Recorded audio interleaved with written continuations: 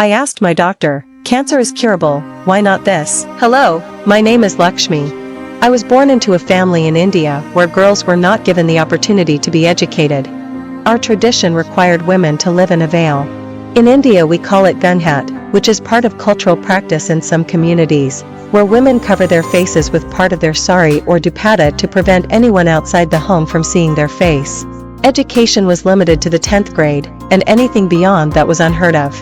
Despite this, I was exceptionally bright and excelled in my studies. My father, recognizing my potential, believed I deserved an education beyond the norms imposed upon us.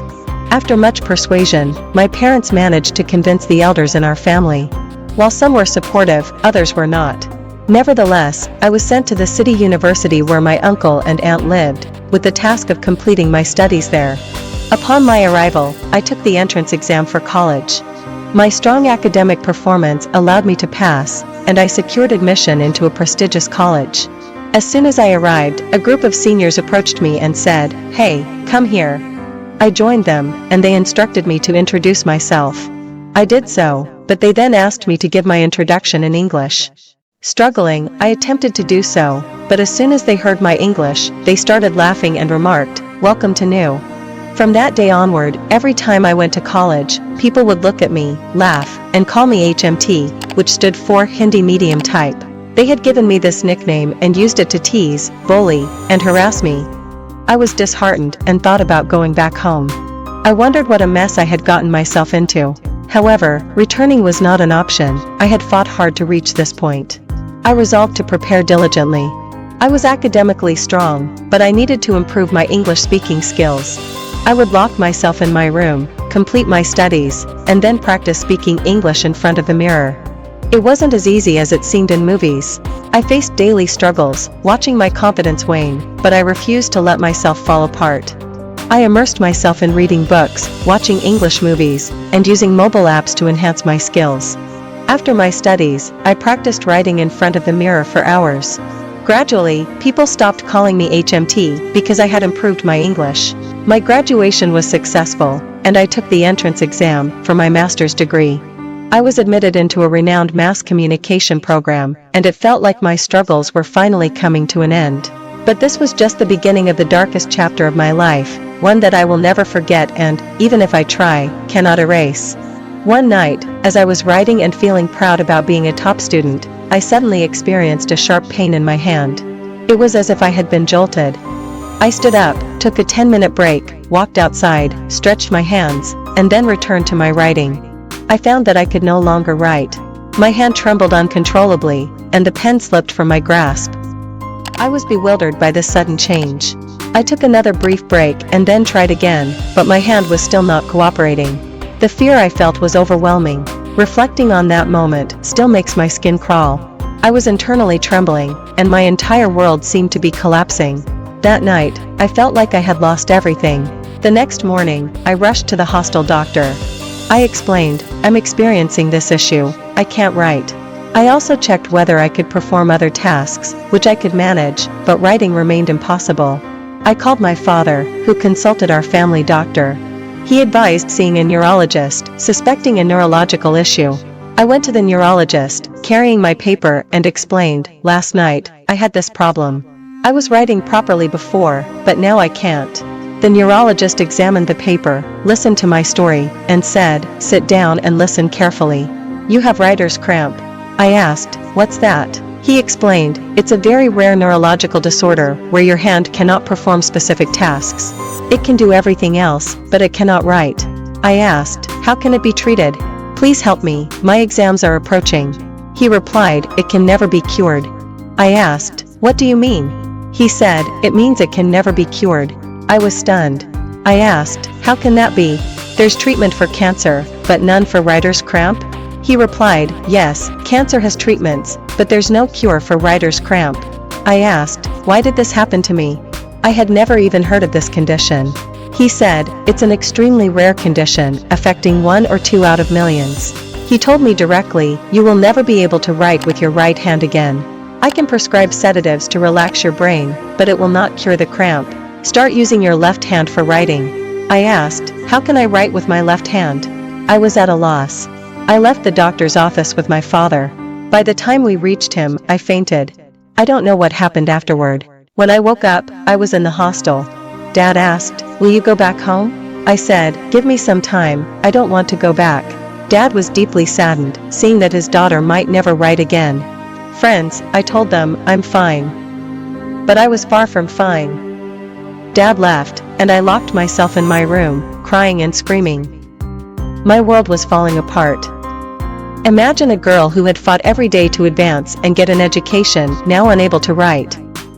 The student who excelled in college was now struggling to write basic letters. Could it be possible to start writing with my left hand? I began taking medication, but the doctor had said, "It will relax your brain, but writer's cramp will not improve." It cannot. I felt utterly defeated. I was shattered. I couldn't become an IAS. I couldn't even pass a first-grade exam. Life had dealt me a blow that I had never seen inflicted on anyone else. A month passed. Exams were approaching. On the last day, I went to the temple. I stood in front of the statue of God and told my family, people around me, entire society including my friends, say this my fate and destiny decided by you.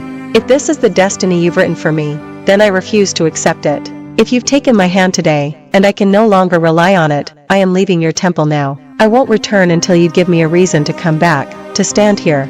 Friends, that was the day, and for the next 13 years, I did not visit that temple. There was no other way that time except practicing writing with my left hand. I used to hold my right hand with my left and write. I started practicing in this way. After a month, I could write for 5 minutes at a time, then needed a 2-minute rest. I would write again for 5 minutes, and then take another rest. With the support of Abhiya Pratap, who accepted me without hesitation, despite my writer's cramp, my life took a new turn. Soon after our marriage, I became pregnant. Due to some complications, the doctor advised me to avoid stress, stay at home, and rest as much as possible. Although this was difficult to accept, it provided me with a unique opportunity.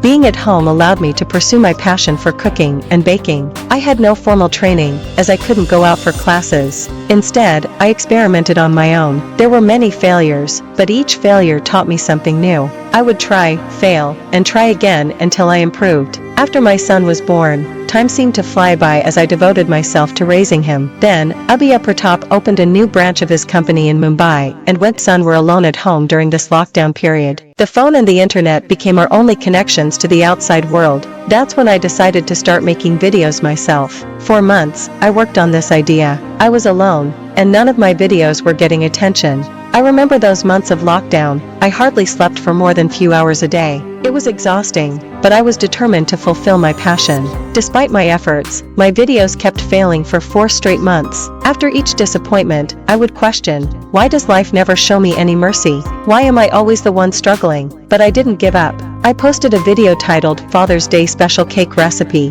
where I made a bakery-style cake without using cream. To my surprise, that video went viral. It received millions of views. Encouraged by this success, I continued to create more baking videos. My mango cake recipe became popular, and soon, my baking videos began to gain traction. As my cakes became more popular, I felt like I was finally standing on my own 2 feet. The earnings weren't substantial at first, but after that one successful year, I never looked back. My channel had taken off. 3 years later, I reached 1 million subscribers and received the Gold Play Button Award. The month I received this award, my earnings were around $10,000. Seeing this at the end of the month brought me a level of happiness I can't even describe. My hard work was finally showing results. The next month, I visited the temple, 13 years after my initial struggles. Holding the gold play button in my hand, I looked up at the deity and said, "The hand that once symbolized disability has now achieved this. Now, I stand before you, filled with passion, to share that life's plans are often beyond our understanding, but they are grand. I've realized that those who don't give up, those who keep their spirits high, never truly lose. Gold must be tested by fire, and those destined for greatness face the toughest challenges. So, to everyone here, I want to say, if life keeps knocking you down, if it feels like everything is going wrong, don't lose hope. Don't let your spirit falter, because those destined for greatness often face the most difficult obstacles. If my story inspires even one person to keep going, to not lose hope, then standing here will be worthwhile. I dedicate this story to all the parents who, like mine, broke through societal barriers to give their daughters a higher education. I also dedicate it to all those males who embody the saying, Behind every successful man is a woman, but today I say that behind every successful woman is also a man, like my husband, who supported me throughout my journey. If you found my story of struggle and triumph inspiring, don't forget to subscribe to this channel and share it with others. Thank you so much. Jai Hind. Please share what you would have done in this situation or what one should do if faced a rare disease like a writer's cramp. Do not forget to share, like, and subscribe this video to keep getting unbelievable stories from India.